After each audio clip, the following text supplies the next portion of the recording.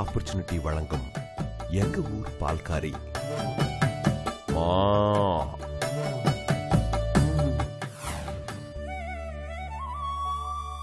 ஐயா, அதோ கண்ணு கேட்டின தூரத்துல இருந்து சரி இந்த இடம் வரைக்கும் சேல்ஸ்ல இருக்குது ஐயா. நீங்க சொன்னீங்கன்னா நாளைக்கே நம்ம முடிச்சிடலாம். சரி சரி சரி சொல்லிட்டல, முடிச்சிடலாம் வா. சீக்கிரம் கார் எடு, டைம் ஆகுது. ஹலோ, யாருமா பேசுறது? வணக்கண்ணே, நான் ஒண்டிப்புலி பேசுறேண்ணே. ஒண்டிப்புலியா? எந்த ஒண்டிப்புலி? ஹலோ, என்ன தெரியாது? ஒண்டிப்புலிண்ணே. ஓ, அந்த ஒண்டிப்புலியா? சொல்லு ஒண்டிப்புலி. ஒண்ணு இல்லண்ணே, சும்மாதான். இந்த ஒண்ணு இல்லையா? ஒண்ணு இல்லாம போன் பண்றா? அண்ணே, நம்ம சவால் சண்முகம்ல, அவனுடைய பால் பண்ண நஷ்டத்துல போதாண்ணே, முடிச்சலாமாண்ணே? யாருக்கு சொல்ற?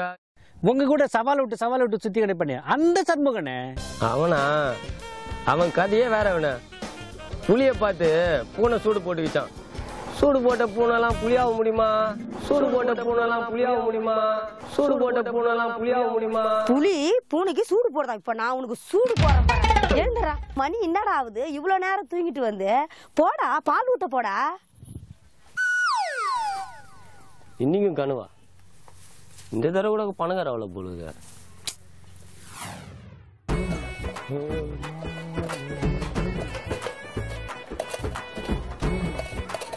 வணக்கம் பால் பண்ணி. சேதாம்பா சேதாம்பா, வா வா வா வா வா வா வா. வாங்க வாங்க வாங்க. இந்த வணக்கங்க வணக்கம். குட் மார்னிங் பால் பண்ணி. வரவங்க எல்லாம் சலைட்டு குடுக்குறாங்க. நான் அவ்வளோ பெரிய ஆளா? சேச்சி, அவன் ஒன்னும் பெரிய ஆள் கிடையாது. அவன் சும்மா ஒரு வெட்டுடி. அவங்க அக்கா செண்பகம் பால் பண்ணல ஃபேமஸ் ஆனவ. அவளை வச்சுட்டு இவன் சும்மா வெட்டு ஊர் சுத்திட்டு வரான். இப்ப கிட்ட வரட்டும், நான் ஒரு கேள்வி கேக்குறேன், அவனுக்கு பதிலே சொல்ல தெரியாது பாரு.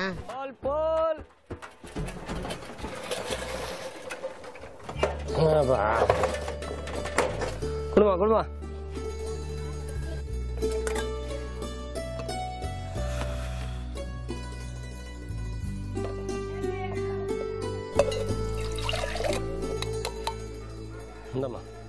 ஏன் பாண்டி, உங்ககிட்ட ஒரு கேள்வி கேட்கட்டுமா? ஏன் ஊரே கேக்குது, நீ கேக்குதுங்க? கேளு கேளு. மாட்டுல எத்தனை வகையான மாடு இருக்குது சொல்லு. ஏன் உனக்கு தெரியாதா? அண்ணன் வயல கேட்கணும்னு நினைக்கிறேன். பசு மாடு, எரு மாடு, காளை மாடு. நான் சொன்னேன்ல, இது கூட தெரியலையா பாண்டி? நான் சொல்றேன் கேளு. நாட்டு மாடு, சீமை மாடு, கிராஸ் மாடு. ஏன் சொல்ல மாட்டேன் நீ? நீ அழகா போயிட்டு அந்த க்ரோயிங் ஆப்பர்ச்சுனிட்டி கம்பெனில போய் எல்லா மீட்டிங் அட்டன் பண்ணி எல்லாம் தெரிஞ்சு வச்சுனுக்குற. நானும் ஒரு நாள் போய் தெரிஞ்சு வச்சுன்னு அப்போ வந்து காட்டுறேன் இந்த பால் பாண்டி யாருன்னு. இன்றைய சமுதாயத்தில் பெண்களாகவே தங்களுக்கு என்று ஒரு குழுவை அமைத்து நாங்களும் சொந்தமாக சுயதொழில் செய்ய முடியும் என்ற தன்னம்பிக்கையோடு அநேக விதமான தொழில்களை செய்து வருகின்றார்கள். அதில் ஒன்றுதான் இந்த பால் வியாபாரம். பால் வியாபாரம் என்பது ஒரு சாதாரண வேலை அல்ல. நான் பெருசா பால் கறக்குற ஆளுங்க. பால் கறக்குறது ஒரு பெரிய வேலையா? இந்த பால் பாண்டி கறக்க தெரியாதா?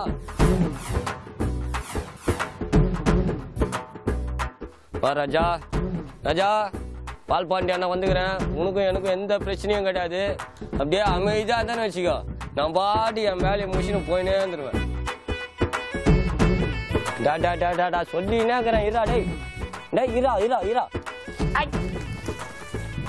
அப்படியே கம்முன்னு இருமா. 2 நிமிஷம் என் வேலையை முடிச்சுன்னு நான் போயினே இருப்பேன். ஐயோ, எங்க வீட்டுக்காரர் மாடு மிதிச்சு. பாண்டி என்னடா ஆச்சு? என்னங்க என்னங்க ஆச்சு? டேய் பாண்டி, டேய் பாண்டி என்னடா ஆச்சு? கை ஏதாவது உடைஞ்சிச்சா? என்னடா ஆச்சு பாண்டி? டேய் பாண்டி, உனக்கு ஏன்டா இந்த வேலை? உனக்கு என்னடா ஆச்சு? ஒன்னும் இல்லக்கா, நீ அதுமே டெய்லி கஷ்டப்பட்டுக்கிறீங்க. இன்னைக்கு ஒரு நாள் ஆச்சு ஒரு 20 லிட்டர் பாலை கந்து எடுத்துன்னு வந்து மூட்டை கொடுக்கலான்னு பார்த்தேன். அதுக்குள்ளயும் மாடு மிச்சு மானம் போச்சு. எங்க இந்த மாடு நாட்டு மாடுங்க. இது வந்து ஒரு நாளைக்கு 5 லிட்டர்ல இருந்து 6 லிட்டர் வரைக்கும் தான் கறக்கும். சீமை மாடு தான் ஒரு நாளைக்கு 8 லிட்டர்ல இருந்து 10 லிட்டர் கறக்கும். இதுவே கிராஸ் மாடுனாக்கா ஒரு நாளைக்கு 12 லிட்டர்ல இருந்து 14 லிட்டர் வரைக்கும் கறக்கும். நீ க்ரோவிங் ஆப்பர்ச்சுனிட்டில போயிட்டு எல்லா விஷயமும் கத்துன்னு வந்துக்கிறேன்னு நினைக்கிறேன். சரி சரி, பரவாயில்ல, நல்லதுதான். சராசரியாக ஒரு மாடு 6 மாதங்கள் பால் கொடுக்கும். அதில் 3 மாதங்கள் கன்று குட்டிக்கு பால் குடிக்க விட வேண்டும். சினைக்கு மாடு தயாராகும் பொழுது கத்திக்கொண்டே இருக்கும். அந்த 18 மணி நேரத்திற்குள் 2 சினை ஊசியை செலுத்தி அதை நிழலில் கட்டி போட வேண்டும். இந்த 2 சினை ஊசியின் விலை 200 ரூபாய் ஆகும். மாடு அன்னைக்கு எட்டி வச்சுன்னு போட்டு கொடுத்த பேர் சூப்பரா இருக்குது. இப்பதான் உடம்பு. ஆமா, இங்க எவ்வளவு சில்லு சில்லு காத்து ஜில்லுன்னு இருக்குது. வீட்டுல மட்டும் அவ்வளவு அனல் ஆகுது. இங்க மட்டும் எப்படி இருக்குது? அதான் கேக்குற பால் பாண்டி, நான் சொல்றேன் வா.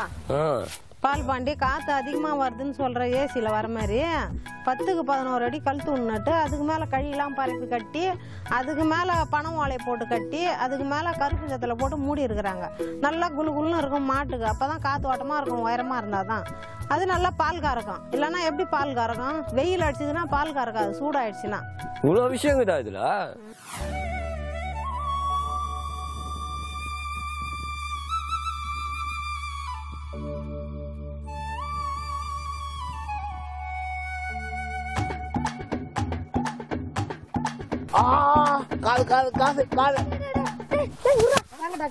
ஏன்டா அவரு காதை புடிச்சு திருவுன? அவரு நம்ம மாட்டுக்கிட்ட வைத்தியம் பாக்குற டாக்டர்டா. இருக்கட்டும். அந்த வரும்போது போகும்போதெல்லாம் நம்ம வீட்டு மாடு அப்படியே காதை பூச்சி திருவாருல, அப்போனா வாயில என்ன புண்ணாக்கா வச்சிருந்தா கேட்க வேண்டியதானே? டேய் மடையா, அவர் வந்து டாக்டர் வந்து காதை புடிச்சு பாக்குறாருன்னா அவர் வந்து ஜுரம் இருக்கிறது வந்து காதை புடிச்சு பார்த்தா தாண்டா தெரியும். மாட்டுக்கு வந்து ஜுரம் வந்தாலே மாட்டினுடைய மடி வந்து இழுத்துக்குண்டா. அப்படி இழுத்துக்குனாலே 3 நாளைக்கு வந்து அந்த பாலை வந்து சாப்பிடக்கூடாது. அது வந்து கெட்டு போன பாலை. இதெல்லாம் தெரியாம நீ போய் டாக்டர் காதை பிடிச்சிக்கினே. சரி தம்பி, என்ன சொல்றேன் பாரு. மாட்டுக்கு மடியில ரத்தம் வருது இல்லையா? அந்த ரத்தம் வந்தா என்ன மாதிரி டாக்டரை கூப்பிடணுமா நீங்க? அதுல மாட்டுக்கு மேல இருக்கிற முடியெல்லாம் செலுத்துச்சுன்னு வச்சுக்க, அது வந்து ஜொல்லு விடும், புசு புசுன்னு காத்து வரும். புரியுதா? மாட்டுக்கு அஜீரணம் ஏற்பட்டா அது வந்து அசை போறத நின்றுபடும்பா. மாட்டுக்கு அஜீரணம் ஆச்சுன்னு வச்சுக்க, சாணி போறத நின்றுபடும். ரொம்ப மாடே பேஜாரா போடும். இதெல்லாம் தெரியாதே ஏங்காத புஷன் இருக்கிறியப்பா, தெரிஞ்சுக்கப்பா இதெல்லாம். மன்னிச்சிடுங்க டாக்டர், சின்ன பையன் தெரியாம பண்ணிட்டான். வாங்க மாட்டை பார்க்க போலாம். என்ன பண்ணுகிற? நான் 2 இட்லி கட்டி எவ்வளவு நேரம் ஆகுது.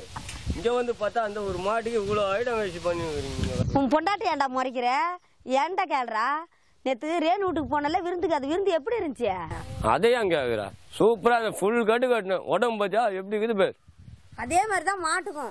இதெல்லாம் வந்து போட்டாதான் மாடு வந்து நல்லா பால் கறக்கும், ஆரோக்கியமா இருக்கும். இது பல வகையான தீவனம். இதெல்லாம் சேர்த்து போட்டாதான் மாட்டுக்கு வந்து நல்லா பால் கறக்கும். இது வந்து புண்ணாக்கு. மாட்டுக்கு வந்து கொழுப்பு சத்து வரும். மெயினா வந்து எல்லாரும் வரது வந்து புண்ணாக்கு. அடுத்து தவிடு, குச்சி தீவனம், பச்சரிசி கஞ்சி இதெல்லாம் போட்டு எல்லாத்தையும் கலந்து வச்சாதான் மாடு வந்து நிறைய நம்ம தேவையான அளவு பால் கறக்கும். அப்படின்றதுக்காக தான் இதெல்லாம் போடுறது. ஓ, இதுல இவ்வளவு விஷயங்களா? இதெல்லாம் தெரிஞ்சுக்கடா மாங்கா மாடையா.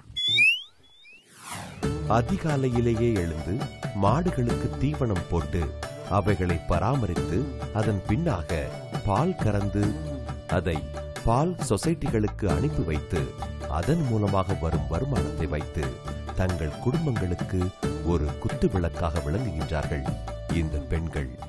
தரமான பாலின் அளவை தெரிந்து கொள்வதற்கு எல்லார் என்கிற மீட்டர் பயன்படுத்தப்படுகிறது. இந்த மீட்டரை பாலில் வைத்து அளக்கும் பொழுது 25 முதல் 28 வரை அதன் அளவை காண்பித்தால் அது தரமான பால். குளிப்பாட்டி நல்ல மாதிரியா வந்து பிரச்சனை இல்லாமல் வச்சுட்டு இருக்கணும்.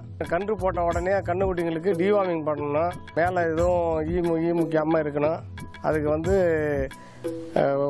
பூச்சி மருந்தெல்லாம் போட்டு ரெடி பண்ணணும். இன்றைய சூழ்நிலையில் கறவல் மாட்டு வந்து நல்ல ஒரு வருமானத்தை கொடுக்கக்கூடிய ஒரு தொழிலாகும். டேய், உன்னை எங்கெல்லாம்டா தேடுறது? நாளைக்கு காலையில சந்தைக்கு போகணும்டா. தூங்கிட போறடா. சந்தைக்கா? எதுக்கு? டேய், இன்னொரு மாடு வாங்கணும்டா. என்னத்த? அப்ப நாளைல இருந்து இன்னொரு மாடை சேர்த்து நான் கழுவணும். அதெல்லாம் ஏன்டா ஒரு வேலையா நினைக்கிற? மாடுகளின் சங்கமம்.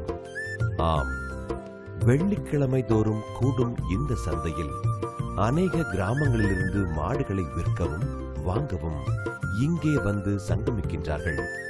மாடுகளை எப்படி பார்த்து வாங்க வேண்டும், சில வழிமுறைகள் உள்ளன. சந்தைக்கு போனா அது போனது. ஆமா, நான் இல்லைனாலும் உன்னை அவள் தான் ஏமாத்திடுவாங்க. இங்க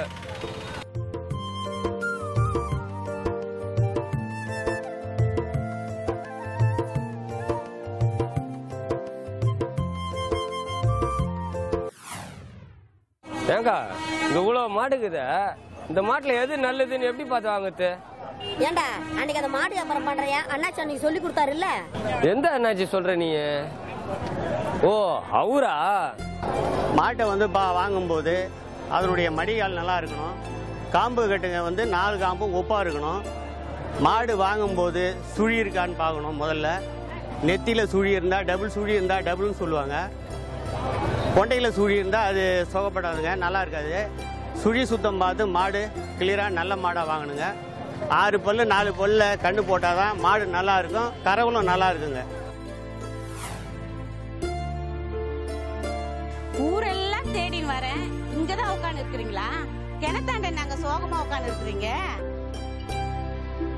சொல்றேன் சிம்ரன், சொல்றேன். இந்த ஒட்டு மீசையை வச்சு நான் ஊரை எப்படி ஏமாத்துறேன்றது உனக்கே தெரியும்.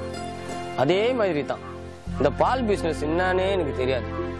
ஆனா என்ன பால் பாண்டின்னு சொல்லி ஊரே என்ன அப்படி தூக்கி வச்சுக்கிது. எனக்கே வாழ்க்கையை வெறுத்து போச்சுமா. இதுக்கு போய் ஏங்க சோகமா இருக்கிறீங்க? காலையில இருந்து ஒரு நல்ல விஷயத்த சொல்றதுக்காக தான் உங்களை தேடின்னு இருந்தேனே நானு.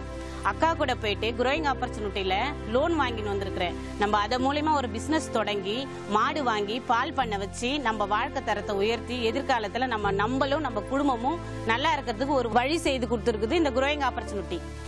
உனக்கு கணக்கு பத்தி என்ன தெரியும்? நீ எப்படி பிசினஸ் பண்ணுவ? நீ குரோயிங் ஆப்பர்ச்சுனிட்டியில எனக்கு ட்ரைனிங் கொடுத்துருக்காங்க. லாபம் நஷ்டனாக்கா எப்படி அதை வந்து எப்படி மெயின்டைன் பண்ண முடியும்னு சொல்லி கொடுத்துருக்காங்க.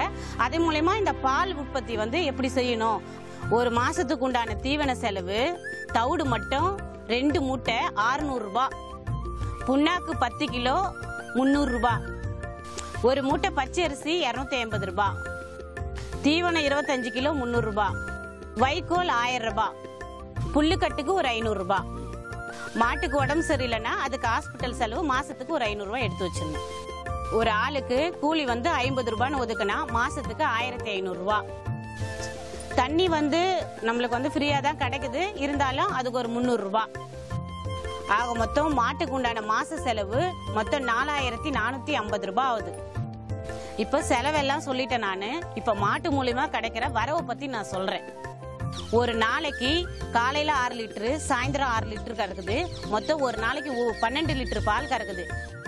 ஒரு லிட்டர் பால் 20 ரூபாய். ஒரு நாளைக்கு 12 லிட்டருக்கு 240 ரூபாய்னா ஒரு மாசத்துக்கு 7200 ரூபாய் கிடைக்குது. அது மட்டும் இல்லாத மாட்டோட சாணத்து மூலமாவும் மாசத்துக்கு ஒரு 300 ரூபாய் கிடைக்கும். மொத்தம் 7500 ரூபாய் நம்மளுக்கு வரவு.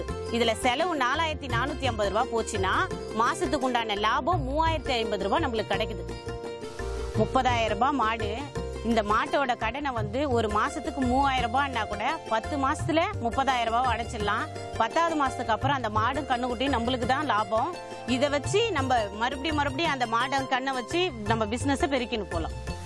சிம்ரன், உன்னை நான் என்னவோ நினைச்சேன், ஆனா இப்போ நினைச்சாலே எனக்கு ரொம்ப பெருமையா இருக்கு. சிம்ரன், என் பேர் விஜயா, நாங்கள் திருவம்பூட்டில் இருக்கிறோம். நாங்கள் குரோயிங் ஆஃபீஸில் லோன் வாங்கினோம். முதல்ல ஒரு மாடு தான் வாங்கினோம். அந்த ஒரு மாடு 5 லிட்டரு 6 லிட்டரு பால் கறந்தது. அது பிற்பாடு லோன் வாங்கி இப்போ 10 மாடு ஆயிடுச்சு. குரோயிங் ஆஃபீஸில் லோன் வாங்கியிருந்தோம். அதை வாங்கிட்டு வந்து மாடு பிடிச்சோம். மாடு பிடிச்சி பசங்களை படிக்க வச்சோம். லோன் போட்டு வாங்கினோம் குரோயிங் ஆஃபீஸில். வாங்கி இது 1 ஆகி, இது 2 ஆகி, 3 ஆகி, 4 ஆகி, 5 ஆகி போச்சு சார். எங்கள் வாழ்வில் மட்டுமல்ல, உங்கள் வாழ்விலும் வசந்தம் பொங்கிட என்றென்றும் எங்களோடு தொடர்பு கொள்ளுங்கள். Growing opportunity, Chennai. தொலைபேசி எண் 8754427242. இணையதள முகவரி www.gopportunity.net.